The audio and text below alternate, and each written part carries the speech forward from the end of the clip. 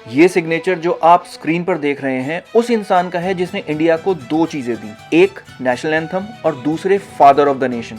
अब अगर आप ये सोच रहे हो कि नेशनल एंथम तो रविंद्रनाथ टैगोर ने लिखी थी और फादर ऑफ द नेशन हमें कोई कैसे दे सकता है, तो ये वीडियो आपको शायद इंटरेस्टिंग जरूर लगेगा। और अगर आपको ये वीडियो पसंद आए तो प्लीज इसे लाइक दें और शेयर करें, इससे हमारी बहुत मदद होती है।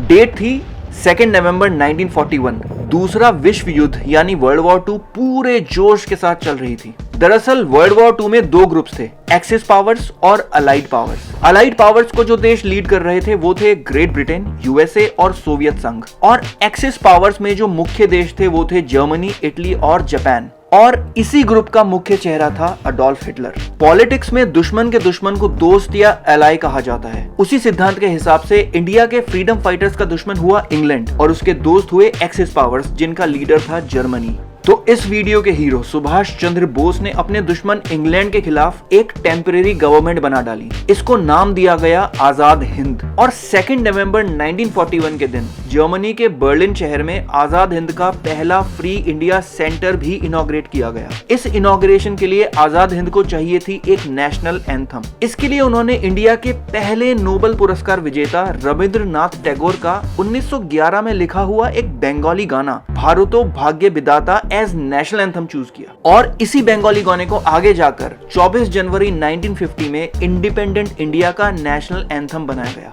जिसको आज हम जन गण मन के नाम से जानते हैं। तो ऐसे सुभाष चंद्र बोस की वजह से आज हम जन गण मन को एज नेशनल एंथम गाते हैं। अब बात करते हैं कि कब और कैसे नेताजी ने ये term father of the nation दिया। दरअसल जर्मनी के शहर बर्लिन में फ्री इंडिया सेंटर खोलने के बाद नेताजी को लोगों तक अपनी आवाज पहुंचानी थी। इस काम के लिए रेडियो से बेहतर और कोई जरिया नहीं था। तो बर्लिन में आजाद हिंद का अपना रेडियो स्टेशन भी शुरू किया गया, जिसको कहा जाता था आजाद हिंद रेडियो। साल था 1944। यहाँ इंडिया में भारत छोड़ो आंदोलन के चलते महात्मा गांधी को उनकी पत्नी कस्तूरबा गांधी समेत पुणे के आगा खान पैलेस में कैद कर दिया गया और इसी कैद में कस्तूरबा गांधी जी चल बसी। इस खबर को सुनकर नेताजी को बहुत दुख हुआ और उन्होंने कस्तूरबा जी के लिए इंडिया के बाहर से आजाद हिंद रेडियो का यूज करके एक शोक संदेश भेजा, जो आप स्क्रीन पर देख सकते हैं। इसी शोक संदेश में नेताजी ने गांधी जी को पहली बार फादर ऑफ द नेशन कहा और इसके बाद ये टाइटल इतना पॉपुलर हो गया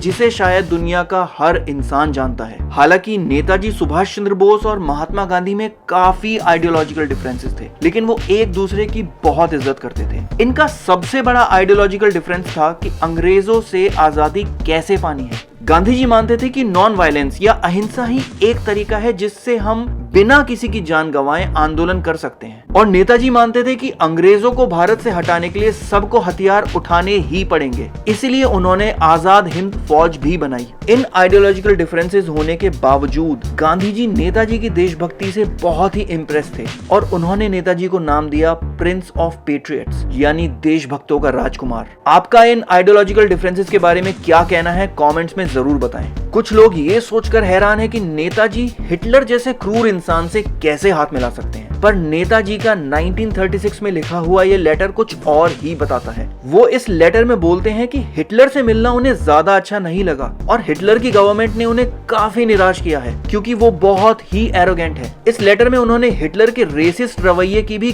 कड़ी निंदा करी है। शायद इससे ये बात साफ है कि वो जर्मनी से हाथ जरूर मिला रहे थे, पर सिर्फ और सिर्फ मजबूरी में। नेताजी की कहानी सिर्फ एक करिश्मेटिक लीडर की ही नहीं है, पर उनके साथ बहुत सारी मिस्ट्रीज भी जुड़ी हुई हैं। कहा जाता है कि ताइवान में 1945 में हुए प्लेन क्रैश में नेताजी की मौत हुई, पर इसका कोई पुख्ता सबूत ना मिलने के कारण ये आज भी डिबेट का टॉपिक है। कुछ लोग ये भी मानते हैं कि नेताजी कई सालों तक गुमनामी बाबा के रूप में रहे और पब्लिक लाइफ से दूर एक सीक्रेट लाइफ बिताते रहे।